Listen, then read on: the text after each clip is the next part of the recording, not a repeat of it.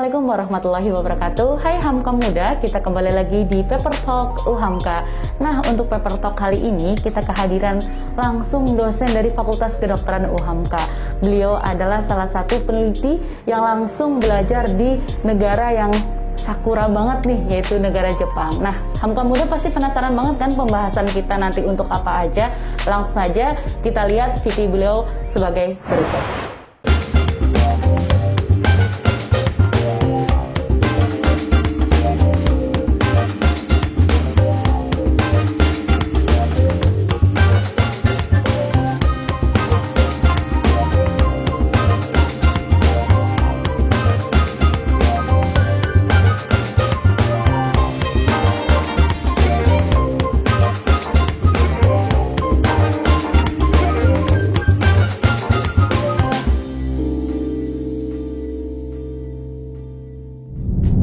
Oke, baik Hamka Muda, langsung saja kita berkenalan dengan Ibu Endin. Nah, selengkapnya bagaimana? Yuk kita langsung sapa Bu Endin. Bu Endin, silakan langsung sapa Hamka Muda. Halo Hamka Muda semua di seluruh Indonesia. Perkenalkan, saya Endin Noki Sujana. Biasa dipanggil Endin boleh, Noki boleh, siapa aja sih ya. Oke. Nah, saya dari Prodi Kedokteran Sarjana Fakultas Kedokteran di UHAMKA. Oke, baik. Nah, Bu Endin, akrab dipanggil Ibu Endin ya oleh mahasiswa di Fakultas Kedokteran. Oke, baik. Mahasiswanya juga pasti sudah kangen mungkin untuk offline bersama Bu Endin. Atau pernah offline atau belum, Bu? Kalau di Fakultas Kedokteran udah offline, Mbak. Oh, udah offline. Offline-nya memang terbatas ya, gitu. Nggak setiap hari offline. Jadi, ada beberapa mata kuliah yang kita nggak mungkin online. Misal nih, suntik gitu ya, suntik bisa nggak dari online? Nanti jangan-jangan kalau misalnya ada pasien, terus pasiennya lewat online dia nggak tahu suntiknya di mana. Nah, yang praktek-praktek itu biasanya memang kita offline kan, tapi tetap dengan protokol kesehatan yang ketat. Baik, dan untuk mahasiswanya juga dibatasi juga ya Bunda ya untuk setiap pertemuan. Jadi yang biasanya bisa 100% gitu ya, kita batasi jadi 50%. Lalu dibagi kelompok-kelompok kecil. Jadi yang misalnya satu kelompok itu dulu satu dosen 10 mahasiswa, sekarang hanya satu dosen maksimal 5 mahasiswa. Iya, jadi 50%-nya gitu. Baik, itu dia Hamka Muda tadi sekilas dari Fakultas Kedokteran UHAMKA, yang mungkin Hamka Muda yang ingin juga mendaftar di Fakultas Kedokteran, ini salah satu dosen keren dari UHAMKA. Dan cerita pengalaman beliau di negeri jiran Jepang tentunya itu juga menjadi suatu kebanggaan ya Bunda ya, bisa belajar di sana. Alhamdulillah. Oke, baik. Nah, bertepatan di negeri jiran Jepang tersebut, salah satu penelitian beliau yang akan kita angkat bersama, yakni tentang untuk saat ini kita akan mengangkat tema kiat jantung sehat untuk pola hidup yang lebih baik. Yang mana penelitian beliau ini adalah salah satunya latihan olahraga untuk mengurangi aritmia ventrikel pada tikus yang mengalami infark miokard. Bukan begitu Bunda? Kurang lebih gitu. Jadi ini proyek bersama sih. Jadi memang kalau yang penelitian ini bukan penelitian utama saya, tapi penelitian ini itu kerja bareng gitu sama teman-teman lab yang waktu itu saya sekolah. Jadi ada dari China, kemudian ada dari Amerika gitu. Jadi kita ngerjain bareng-bareng terus jadi proyek ini. Oke.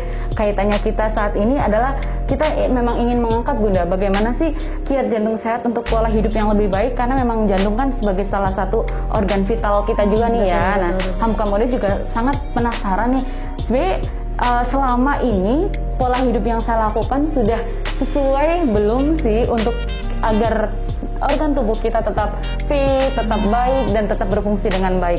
Nah, Bunda, sebelum kita kepada topik kita jantung sehat ini, bagaimana sih menurut Bunda untuk tetap menjaga jantung kita agar tetap fit, prima, dan berfungsi sesuai dengan fungsinya? Oke, terima kasih Mbak pertanyaannya. Jadi ini memang sering banget ya ditanyain. Terutama kalau misalnya lagi ada kasus-kasus yang tiba-tiba gitu ya, meninggal mendadak atau apa, itu pasti dah orang-orang itu langsung rame-rame nih ke UGD. Dada saya sakit, pokoknya ada dada sakit sedikit langsung ke UGD. Nah, di sini mudah-mudahan bisa mengedukasi juga ya, gitu, menerangkan ke masyarakat semua bahwa tidak selamanya sakit dada itu mungkin jantung, pertama itu ya. Jadi sebelum kita berbicara tentang bagaimana menjaga jantung itu sehat, saya cerita dulu ya, cerita sedikit. Dokter. Jadi jantung itu kan kita cuma punya satu ya. Ya betul. Jadi benar-benar harus dijaga. Dan gitu organ ya. vital. Betul. Gitu ya, Bunda. Dia itu organnya tidak besar, tetapi fungsinya dan kerjanya itu berat banget gitu ya. Jadi dia itu menerima semua darah kotor gitu ya, darah kotor masuk ke jantung. Kemudian dia juga bertugas untuk mengirimkan gitu ya, mengirimkan darah yang bersih ke seluruh tubuh sampai ke perifer. Perifer itu maksudnya ke bagian kecil-kecil gitu ya dari tubuh kita. Nah, itu penting banget karena dia mengirimkan nutrisi ya kan. Nutrisi itu yang dibutuhkan, makanan lah istilahnya ya. Dia itu dari sari-sari makanan betul, gitu ya, ya, dokter. nutrisi ya, nutrisi oksigen. Nah, kalau nggak ada itu tubuh kita itu nggak akan bekerja. Istilahnya nggak bisa makan dengan baik gitu ya, nggak bisa dia bekerja dengan baik. Nah, jantung itu karena kerjanya berat banget harus disayang dong Iya gitu dong, ya. Jadi benar-benar yang harus dijaga. Jangan sampai terlambat. Betul. Karena sekali aja dia nggak berdelta gitu ya, ya udah gitu kan, Iya, udah selesai gitu kan. Nah, jangan sampai kayak gitu. Oke. Nah, jantung itu masalahnya bisa banyak. Pertama, bisa karena pembuluh darahnya gitu ya. Kedua, bisa karena ototnya yang bermasalah.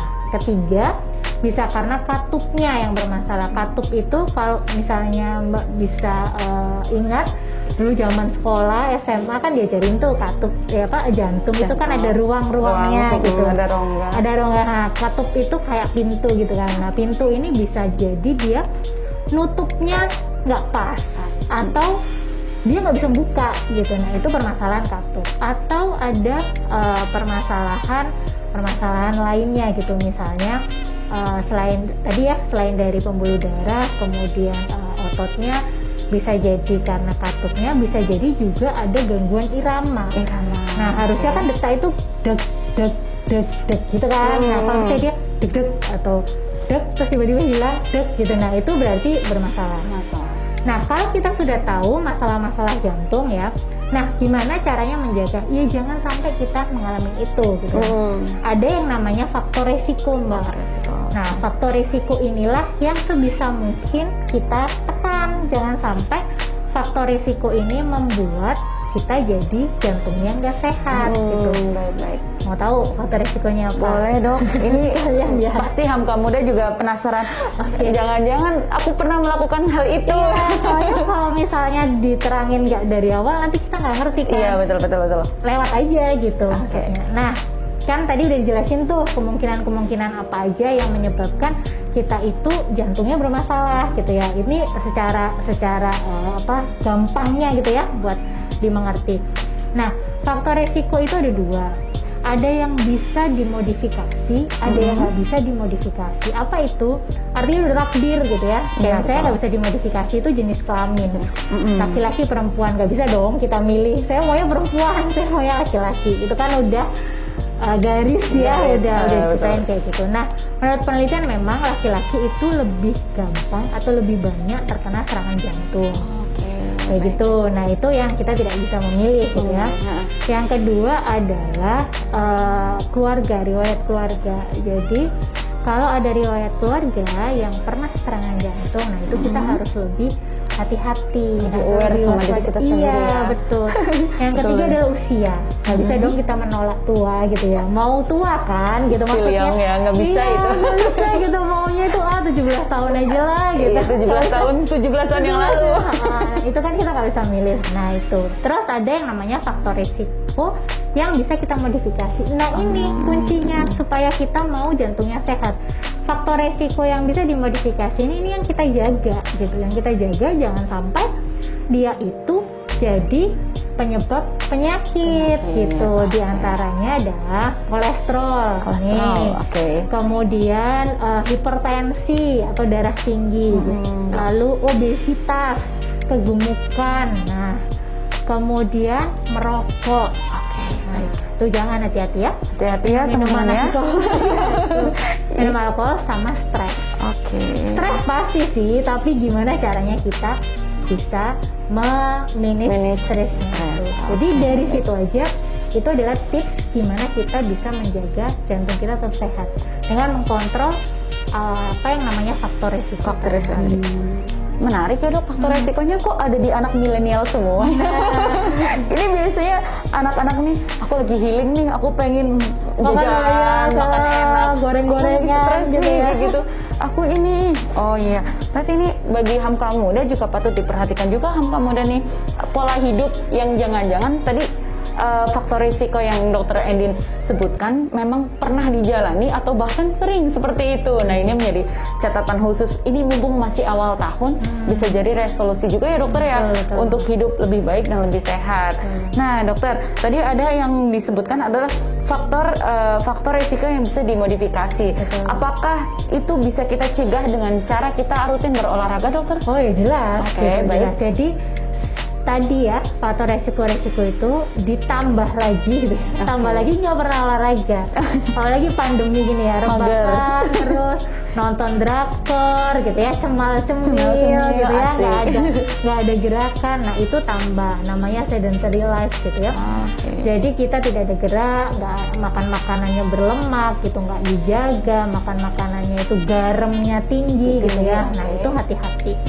Nah memang salah satunya olahraga ini penting banget mbak gitu. Penting Jadi, banget. Oke, baik. Ya kayaknya sih klasik ya. Klasik, gitu. Pasti susah nih apalagi yang zaman sekarang. Aduh suruh olahraga gitu kan. Aduh nggak harus jaga-jaga makan, kan masih muda ya. Iya, gitu. betul. Masih muda, masa sih sudah diatur-atur makanannya gitu ya. Nah sayangnya mindset itu harus mulai dirubah. Oh, gitu. baik.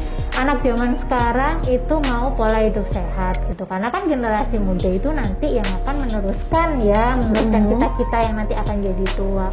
Nah itu olahraga penting mbak emang. Jadi kalau misalnya sekarang kalau mbak tahu itu udah bergeser loh.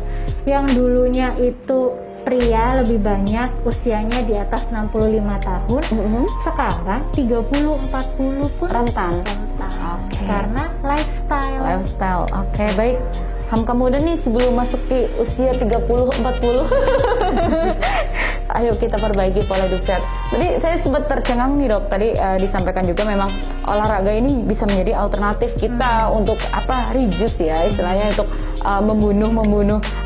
bukan membunuh sih, tapi mengganti pola hidup kita yang awalnya kita suka cheating day, makan apapun dimakan, healing, alasannya healing semua dimakan. Ini sebenarnya kita ubah dengan pola hidup, atau kita bisa juga alihkan ke olahraga. Nah bagi dokter, ada nggak sih dok rekomendasi olahraga yang bisa hamka muda lakukan nih ketika hamka muda tadi mengalami faktor-faktor tersebut? Oke.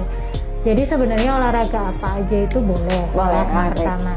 Tapi yang jelas itu harus bisa mengukur dulu. Misal nih, gara-gara denger podcast kita ini terus langsung olahraga seharian full gitu ya, 24 jam ya, itu juga nggak boleh gitu kan. Orang nggak pernah olahraga tiba-tiba olahraga bisa stres malah ya. Iya, bisa malah dia jadi serangan jantung bahkan. Jadi dia bisa bukan begitu hamka muda. Jangan saya kayak gitu juga. Jadi kalau misalnya nih setelah sudah denger ini terus insaf gitu ya. Baik. Insaf tergugah. Mau pola hidup sehat gitu ya. Terus mau olahraga, itu diatur dulu, jadi di-assess dulu, jadi nggak bisa langsung keras, jadi minimal bertahap, harus pelan-pelan, kemudian ditingkatkan, dan ditingkatkannya pun ada maksimalnya, jadi itu sebenarnya ada hitung-hitungannya, mungkin di next ya. Di next, oke baik dokter. Paper talk jilid berapa nanti ya dokter bisa kita agendakan. Ya maksudnya nanti itu ada hitungannya mbak sebenarnya, jadi dari heart rate itu nadi ya. Nadi berapa maksimal yang kita itu boleh olahraga. Jadi olahraga itu kan kita pasti nanti capek ya, terus nadinya kan masih tambah cepat. Nah itu ada batasnya dan ada rumusnya, ada hitungannya. To be continued ya jilid-jilid selanjutnya. Oke. Terus habis itu minimal tahu lah ya. Intinya adalah ada batasan, nggak boleh ngawur gitu ya. Kalau belum pernah olahraga tahu-tahu olahraga, jadi harus ada batasan, maksudnya harus ada aturannya gitu, nggak bisa keras banget olahraga setiap hari 24 jam, enggak. Minimal 90 sampai 150 ya menit per minggu. Oke. Seminggu itu kurang lebih segitu. Ada yang mengatakan gampangnya setiap hari 30 menit 30 menit dengan durasi yang kita masih bisa atur gitu ya, nggak sampai ngap, nggak sampai pingsan gitu ya. Nah, ada teori yang lainnya juga, kalau bisa diselang-seling. Jadi 2 hari satu berhenti, 2 hari satu berhenti, gitu ya, 2 hari sekali. Yang penting adalah konsisten dan rutin. Percuma nanti insaf cuman seminggu 2 minggu, habis itu rebahan lagi ya. Balik lagi ke pola hidup yang seperti semula. Biasanya kayak gitu kan, gitu. Kita selalu kayak gitu. Insaf sesaat, habis itu lupa. Harus gitu ya. ada goalsnya nih. Betul, jadi harus sering diulang-ulang nih videonya. Betul. Ini untuk reminder bersama sebenarnya kayak karena kita juga sebenarnya di UHAMKA juga ingin juga penerapan hidup sehat bagi kita sendiri kayak gitu, agar kenapa ya kita ingin keberlangsungan hidup yang lebih panjang. Ini tanpa takabur ya dok. Iya benar-benar. Karena sekarang itu banyak sekali penyakit itu kebanyakan karena lifestyle. Lifestyle, gitu. oke. Ya, kayak gitu. Terus jangan lupa ya, kalau misalnya sudah usia-usia 30, 40 atau kalau 20-an mau juga nggak apa-apa. Kok sering check up, kalau mau check up untuk jantung itu ada, itu akan jauh lebih baik lagi. Nah, check up ini di kita itu masih belum hits. Kalau di luar negeri mungkin sudah ya, medical check up 6 bulan sekali, seminggu sekali gitu ya. Itu kalau saya sarankan sih harusnya dilakukan gitu ya, setiap 6 bulan sekali atau 1 tahun sekali check up untuk jantung, atau kalau bisa medical check up. Medical check up. Jangan telat ya. Oke, baik. Nah, jangan itu takut. Itu dokter, bagaimana kita merubah mindset kita juga ketika kita ingin medical check up, kok malah jadi penyakitnya ketahuan gitu. Itu tuh penyakitnya. Itu padahal itu penyakitnya sendiri ya. Jadi sering banget ya, malah takut ketahuan ada sakit gitu kan. Jadi bagaimana dicek aja ya, kalau gitu jangan sih gitu. Karena kan kita tuh selalu sering dengar bahwa lebih ada yang bilang lebih baik terlambat daripada tidak. Gitu ya. Nah, kalau untuk penyakit enggak. Lebih baik ketahuan cepat, kita bisa obati segera, maka angka kelangsungan hidupnya akan jauh lebih tinggi. Karena motonya aja beda ya dok. Kalau di kesehatan tuh menjaga lebih baik daripada mengobati. Iya, preventif ya. Pencegahan lebih baik daripada. Oh ya, mencegah lebih baik daripada mengobati. Betul. Beda dengan mindset kita nih. kita harus sakit dulu. Baru kita nih insaf. Jangan, masya Allah. Baik dokter, ini menarik sekali tadi pembahasan jantung kita sudah. Nah, kita pengen bahas juga nih dok terkait penelitiannya dokter Andy nih. Tadi disampaikan bahwa latihan olahraga dapat mengurangi aritmia ventrikel pada tikus yang melalui infrak miokard dalam korelasi dengan jantung kita itu seperti apa sih dok? Oke, jadi kalau penelitian ini itu kan basic ya, masih basic science, jadi di hewan. Jadi ada hewan nih, si mice-nya atau si mencitnya. Mencit tahu nggak nih hampa muda? Yang tikus kecil-kecil, yang putih itu. Bukan yang tikus tong-tong ya, yang gede itu rat. Kalau ada kan tikus ya, ini yang mencit, yang kecil-kecil. Yang hamster gitu kali ya, iya, kecil-kecil itu. Nah, itu penelitiannya, subjeknya di hewan ini. Nah, hewan ini dibuat dia sakit jantung koroner gitu. Jadi pembuluh darah jantungnya disumbat supaya dia terkena penyakit jantung koroner gitu. Tahu kan penyakit jantung koroner itu yang suka nyeri dada kayak gitu, terus yang spesifik lah ya, menjalar ke lengan, leher, punggung gitu. Dan itu banyak. Kasus penyakit jantung koroner tuh masih menjadi kasus terbanyak nomor 1 di dunia. Dan dia silent killer dan pembunuh nomor 1. Masih. Jadi pengobatan-pengobatannya, penelitian-penelitiannya itu masih terus diteliti. Nah, berkaitan dengan penelitian saya, ada beberapa grup nih tikus yang ini dia punya penyakit jantung koroner, di treatment exercise gitu ya, exercise treadmill, kemudian yang kedua dikasih obat beta blocker namanya, yang satunya dibiarin aja gitu ya. Terus kita lihat nih ada efek nggak gitu ya kalau dikasih olahraga. Jadi tikusnya itu selama 6 minggu disuruh treadmill. Tikus aja mencit treadmill. Mencit, guys. Masa manusia salah gitu ya. Kameramen kita yang ketawa sih, malu loh kayaknya. Hati-hati ya obesitas lu. Oh, iya. Salah. Oke. Jadi dia ada latihan khusus ya, dia dibuat treadmill selama 6 minggu gitu ya. Terus kita lihat ternyata hasilnya itu dia bisa mencegah gitu ya, yang grup yang tidak diapa-apain tadi itu ada yang namanya aritmia ventrikel gitu. Kok kejadian kearitmianya banyak gitu, yang tikus-tikus ini gitu. Tapi yang tikus-tikus yang kita treadmill tuh sama yang, kan kita membandingkannya sama yang dikasih obat juga ya, beta blocker, itu ternyata dia bisa mencegah terjadinya gangguan irama gitu. Baik. Jadi emang ya itulah bagus sih sebenarnya olahraga. Cuman di kondisi ini masih awal ya, gitu. Namanya juga basic science masih di animal. Nah, nggak boleh overclaim juga kan. Jadi masih butuh lagi penelitian lanjutan. Oke, baik. Nah, berarti rencana jangka panjangnya tuh apa, Dok? Sekiranya dokter ingin juga, tadi kan udah basic science, terus ada lagi nggak ingin diterapkan di yang lebih tinggi kah? Atau pengen langsung ke Indonesia juga atau bagaimana, Dok? Jadi ya emang kita nggak boleh puas ya. Iya, betul. Namanya cari ilmu, terus habis itu penelitian tuh memang nggak boleh puas. Kalau nggak akan neliti lagi. Nah, beberapa penelitian yang saya kerjakan memang concernnya itu di penyakit jantung yang koroner, jadi yang permasalahan di pembuluh darah. Nah, harapan saya ya nggak berhenti di sini aja dong, gitu. Kalau bisa itu berlanjut gitu ya ke tahap-tahap selanjutnya. Kalau bisa sampai ke clinical trial dan lain-lain. Cuman meskipun perjalanannya itu masih panjang, ya sabar, pelan-pelan, mudah-mudahan sih hasilnya selalu bagus. Kalau hasilnya selalu bagus kan stepnya akan naik. Betul. Gitu. Oke, baik, Dok. Itu menarik sekali. Nah, sebenarnya kalau dari situ, kenapa kok dokter bisa mengangkat penelitian itu, Dok? Kenapa ya?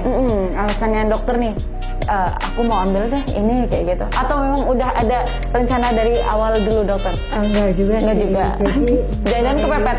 Enggak juga. Oh, bukan.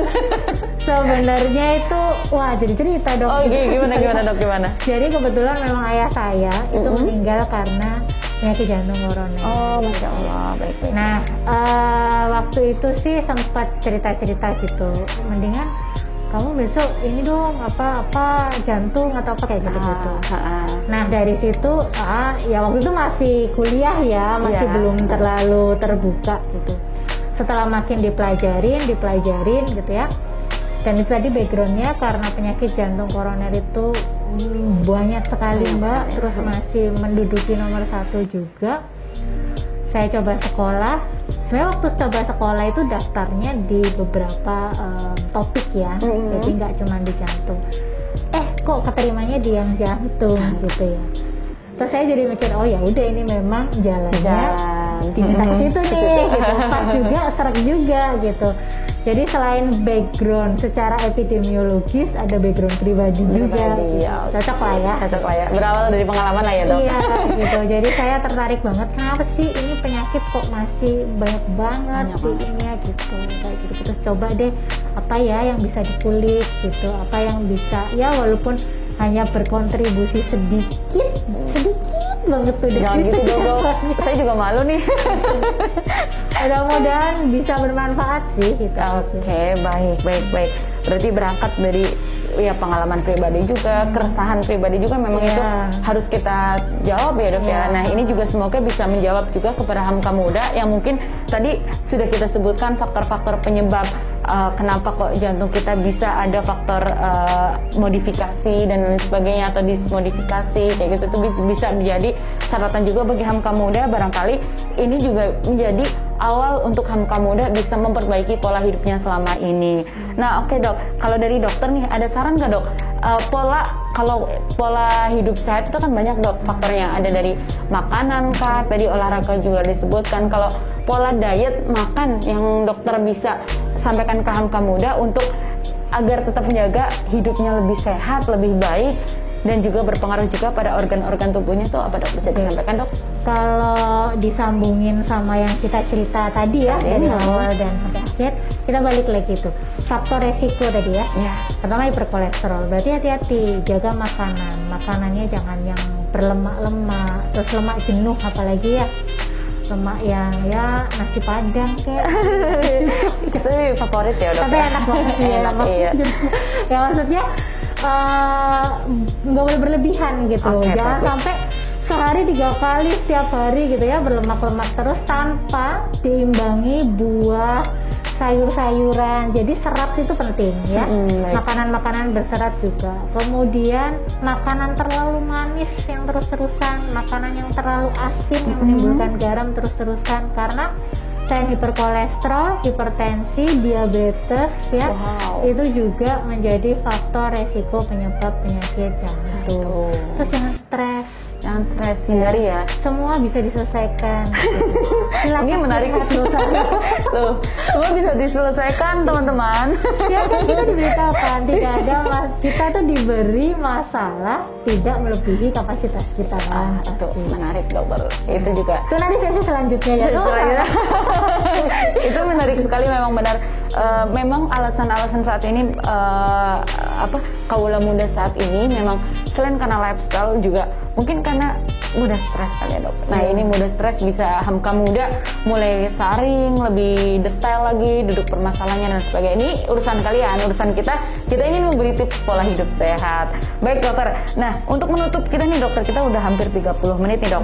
Nah kalau menurut dokter nih boleh disampaikan ke Hamka Muda tips tadi secara tarik garis merahnya, seperti apa sih dok sebenarnya pola hidup sehat yang bisa dokter rekomendasikan untuk Hamka Muda biar bisa tetap hidup sehat, fit, dan menjaga organ jantungnya untuk tidak terkena hal-hal yang tadi kita sampaikan. Oke, baik. Jadi ini sih sebenarnya simple ya gitu, tapi berat. Simple tapi berat. Ya. Ada tapinya nih dok. Ya berarti gini loh, kayak bosen gitu ya. Terus habis itu, aduh itu lagi gitu kan. Ini sebenarnya pasti semua tahu. Baik dok. Karena ya sama kayak misalnya kita ini pandemi nih ya. Pandemi cara nyegahnya tuh gimana sih? Pakai masker gitu. Pakai masker, oke, ya baik, semua dok. pun tahu gitu pakai masker. Tapi susah nggak? Susah, kadang ada orang yang susah. Banyak banget ya juga cheating nggak pakai masker gitu. Ini sama. Pola hidup sehat tuh sama. Intinya adalah pertama jaga makanan gitu ya. Jaga makanan ini rubah mindset, ya udah nanti kalau udah tua aja lah jaga makanannya, sekarang mah diseneng-senengin dulu juga masih muda gitu kan.